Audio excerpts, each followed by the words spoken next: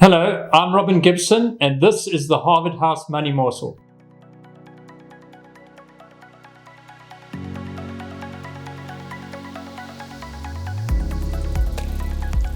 Welcome back. Please don't forget to like and subscribe. Click the bell so that you get a notification of when we release a new video. I'm sitting with Michael Porter. Welcome, Michael. Hello, Robin. Michael, it's Thursday afternoon. We normally film on a Friday. I've just seen the market has jumped by 1% after being down terribly yesterday. And US CPI was also released today. Please tell us what's going on. Yeah, hi, Robin.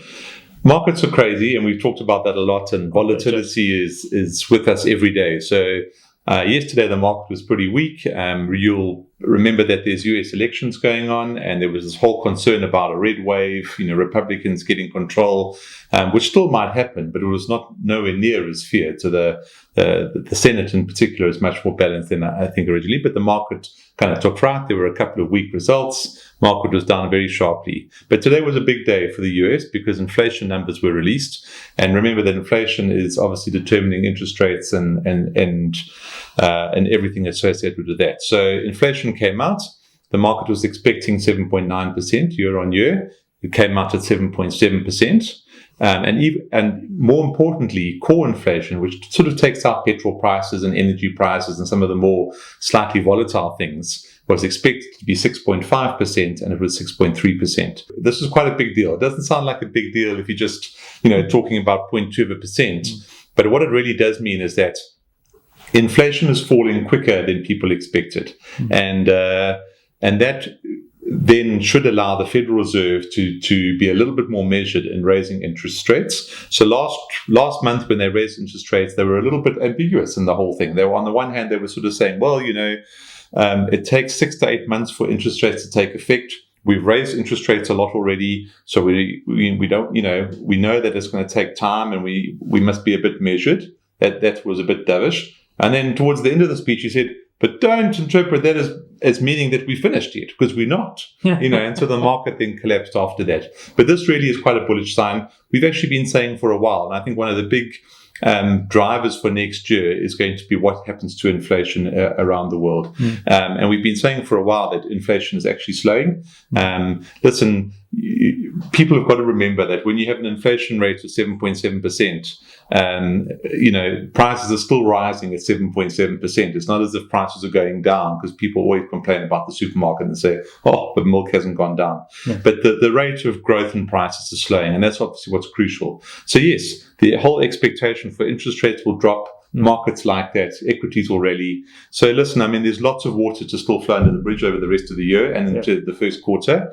But I think what this really does show is that you can start to see the peak in interest rates early next year, which is a big turning point for markets. Yeah.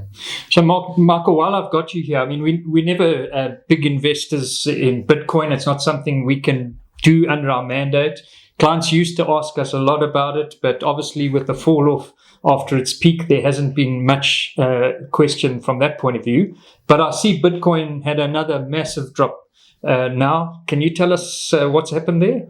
Yeah, Robin, I'm not an expert on Bitcoin, so take my comments from whence they come. But I think one of the issues with Bitcoin is that one of the big crypto exchanges, FTX, is on the brink of going into liquidation. Oh dear. And really, I think the comment is that Bitcoin exchanges are, in my understanding, are a bit like banks. You can have a run on a bank, and so people hold.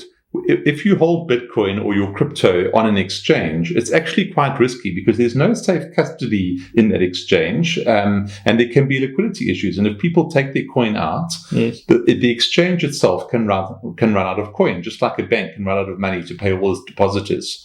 So if you hold a lot of cryptocurrency, you should really be holding them in a cold wallet, what's called a cold wallet, which is separate to the exchange. And then only what you want to trade do you actually transfer to the exchange? And basically, I think that's what's happening at the moment, is that there's a massive loss in confidence in cryptocurrencies because some of these exchanges are coming under enormous pressure, and people are realizing that they don't have safe custody. They don't necessarily have what they think they've got. It's basically like your bank going under, and you thought you had 100,000 Rand deposit in the bank, and actually you don't, because the bank has gone into liquidation, you know.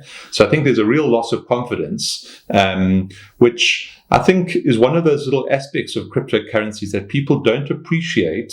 It all sounds great to buy sort of crypto, but I don't even think I appreciate how it all works in the background, but only when it goes badly wrong does it bubble to the surface. So, Michael, would it be fair to say that crypto's not going anywhere? It's going to be around, but we've still got some lessons to learn as to how it actually works and where the risk lies. Yeah, I think definitely. Awesome. Yeah. Michael, thanks so much for joining me. Thanks for joining us. Please don't forget to like and subscribe, and we'll see you next time. Goodbye.